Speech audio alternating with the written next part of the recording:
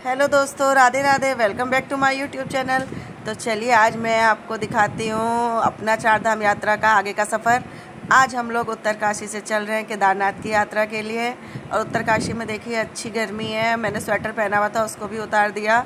धूप निकली हुई है, खिली हुई, और मौसम अच्छा है।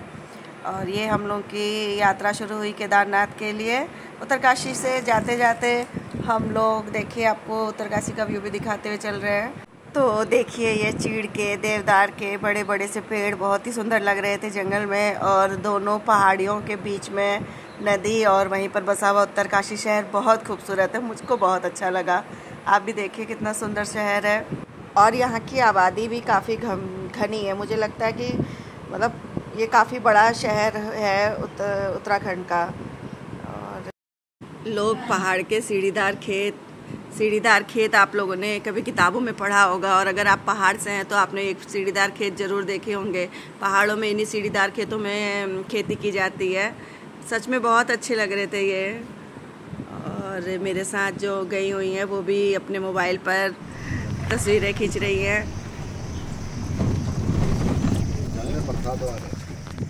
और ये देखिए कहीं कहीं पर रास्ता कितना ख़राब है कि एकदम रास्ते को देख करके डर लग जा रहा था। अभी जब हम लोग गए थे तब तो मौसम बहुत अच्छा था, तो हम लोगों को कहीं कोई असुविधा नहीं हुई। नहीं तो ऐसे रास्ते में तो बाप रे बाप आदमी कैसे जाएगा। जब ख़राब रास्ता पार हो जा रहा था ना, तब जाके जान में जान आ रही थी। इतना पतला रास्ता कहीं कहीं पर था और उतना ही ख़राब। तो अब दोपहर हो गई और हम लोगों को भूख भी लगी है। तो अब हम लोग खाने के लिए एक ढाबे पे आए हुए हैं जो बहुत ही सुंदर है। देखिए आप लोग, यहाँ पे खाट भी लगी हुई है। अब खाट देखने को कहाँ मिलती है। और यहाँ पर हम लोगों ने खाना खाया, और खाना भी बहुत अच्छा था। और मुझे तो लगता है इस तरह जंगल के बीच में ऐसे जो ढाबे हैं वो एक तरह से धर्म का कार्य कर रहे हैं। और जब तक हम लोगों का खाना आया, मैंने इन सुंदर सुंदर पेड़ों की, पहाड़ों की वीडियो बना ली। और फिर खाना खा के हम लोगों ने यहाँ से आगे की यात्रा शुरू की। रास्ता देखिए आगे भी कई जगह पर कितना ख़राब है। और रास्ता ख़राब होने की वजह से ना गाड़ी थोड़ा धीरे धीरे, हम लोगों ने ड्राइवर साहब से कहा कि धीरे चलाइए, भले ही थोड़ा लेट से पहुँचे कोई बात नहीं, लेकिन सुरक्षित पहुँचे, ये ज़्यादा ज़रूरी है। क्योंकि उन लोगों को तो पहाड़ों में गाड़ी चलाने की आदत है, उन लोगों को इतना डर नहीं लग रहा था, लेकिन हम लोगों को बहुत डर लग रहा था। तो जब भी रास्ता ख़राब होता था तो ड्राइवर साहब से कहा जाता था धीरे धीरे चलिए। तो कुछ इस तरह से सफ़र करते करते सारा दिन गाड़ी में बैठे बैठे अब लगभग शाम होने को आई है, और अभी तो हम लोग बहुत ज़्यादा थक गए हैं। तो हम लोगों ने अब सोचा है कि आज रात हम लोग गुप्तकाशी में ही रुकेंगे। और ये गुप्तकाशी है, यहाँ पर हमारा होटल है। आज की रात हम लोगों ने यही गुप्तकाशी में बिताई, और दूसरे दिन सुबह ने गुप्तकाशी से अपनी आगे की यात्रा शुरू करी। सुबह देखिए अभी हम लोग नहा करके तैयार हो गए हैं यहाँ से आगे निकलने के लिए। और ये देखिए आप, हमारे ड्राइवर साहब ये सुनील भैया हैं। इनसे हम लोगों का ना बहुत अच्छा संबंध हो गया था इतने दिन के अंदर।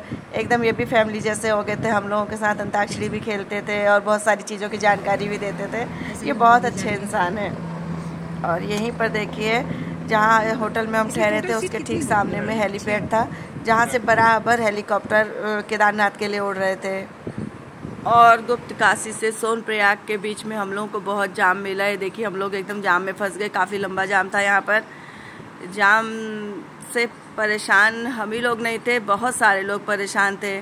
आने जाने वाली गाड़ियों को बहुत दिक्कत हो रही थी। और इसी बीच मैंने देखा कि बहुत सारे लोग जाम से परेशान होकर के पैदल ही चले आ रहे थे। क्योंकि हम लोगों को सोनप्रयाग से 14 किलोमीटर और दूर जाना था त्रियोगी नारायण के मंदिर। अब तो गाड़ी में बैठे बैठे एकदम से बोर हो गए और पैर भी दर्द करने लगे। तो हम लोगों ने सोचा कि चलो जब तक जाम नहीं खुल रहा हम लोग भी थोड़ा गाड़ी से बाहर निकल के बाहर की हवा ले लेते हैं। हाँ, धीरे धीरे जाम खुला और अब हम लोग भी आगे बढ़े। इतनी खुशी हुई ना, जाम जैसे खुला लगा कि पता नहीं सब कुछ मिल गया अब हम लोगों को। और ये हम लोग भी पहुंच रहे हैं त्रियोगी नारायण के मंदिर। आप लोग देखिए बहुत सुंदर मंदिर था। और ऐसा कहा जाता है कि यहाँ पर भगवान शिव जी और पार्वती की शादी हुई है। तो मैंने तो इस मंदिर का नाम ही पहली बार सुना। आप लोगों ने हो सकता है सुना भी हो, लेकिन मैंने पहली बार सुना। और जा कर के यहाँ मुझे बहुत अच्छा लगा। बहुत शांति, बहुत सुंदर। और थोड़ा थोड़ा जैसे ना ऐसा लग रहा था जैसे नेपाल का कोई हिस्सा ये है। और यहाँ से हम लोगों ने प्रसाद भी लिया और पूजा करी।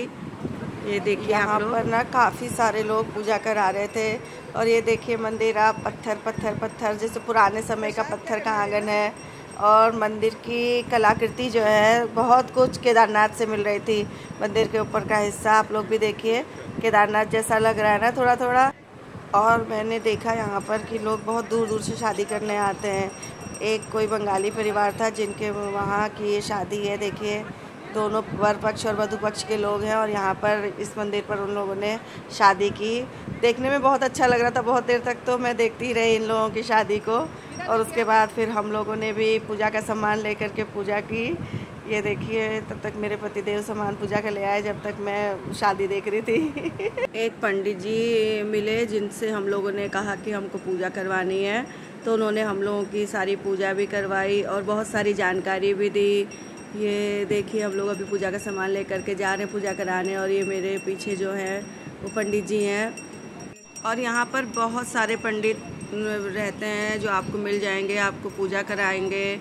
और काफ़ी सारे पंडित जी लोग तो ऐसे हैं कि जब कभी हमारे पूर्वज यहाँ पूजा कराने गए होंगे और उन्होंने अपना नाम पता लिखाया होगा, उन्होंने पूरी डायरी खोल करके वो सब दिखा दिया कि ये इस सन में आए थे पूजा कराने, तो जो कि बहुत अच्छा लगा।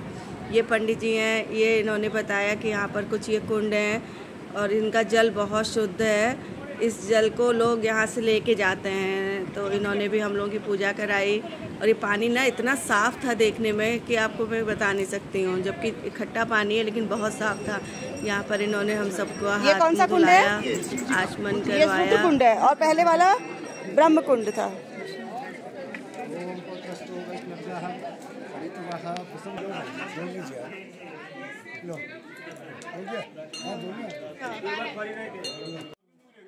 और ये देखिए आप भी कितना साफ़ पानी है इस कुंड का।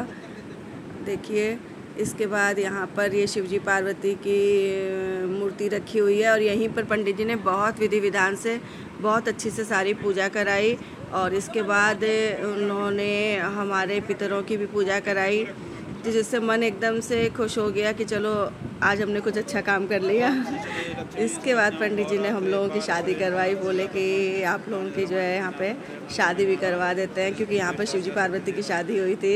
ये सब चीज़ें अपने आप में बहुत अच्छी लगी, मन को बहुत खुशी हुई।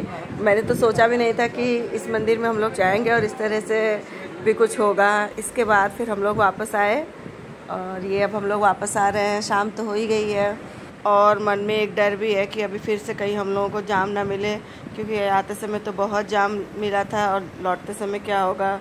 लेकिन लौटते समय भी हम लोगों को बहुत जाम मिला। देखिए अंधेरा हो गया है और अब हम लोग भी गाड़ी से उतर करके पैदल ही अपने होटल की तरफ को जा रहे हैं। तो हमारे ड्राइवर बोले कि ऐसा है आप लोग पैदल पैदल जाइए, जब जाम खुलेगा तो मैं सामान लेके आ जाऊँगा। तो गाड़ी में बैठने का तो बिल्कुल मन नहीं था, बोर हो गए थे एकदम गाड़ी में बैठे बैठे। तो हम लोग ने सोचा चलो पैदल ही चले जाते हैं। 1 किलोमीटर की दूरी पे होटल था।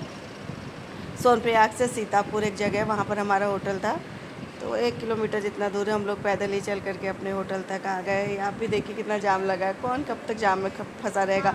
और लगभग सभी यात्री पैदल ही पैदल अपने होटल की तरफ को निकल के आ रहे हैं। ये हम लोग का होटल है और अब हम लोग यहाँ पे सोच रही हूँ खाना खा करके सीधे जाएंगे अपने रूम में और आराम करेंगे। कल फिर यहाँ से केदारनाथ की यात्रा शुरू करेंगे। मैंने सोचा था केदारनाथ तक का ब्लॉग बनाऊंगी, लेकिन बहुत लंबा हो जा रहा था। तो अगले ब्लॉग में मैं आपको दिखाऊंगी हम लोगों ने कैसे केदारनाथ की यात्रा की।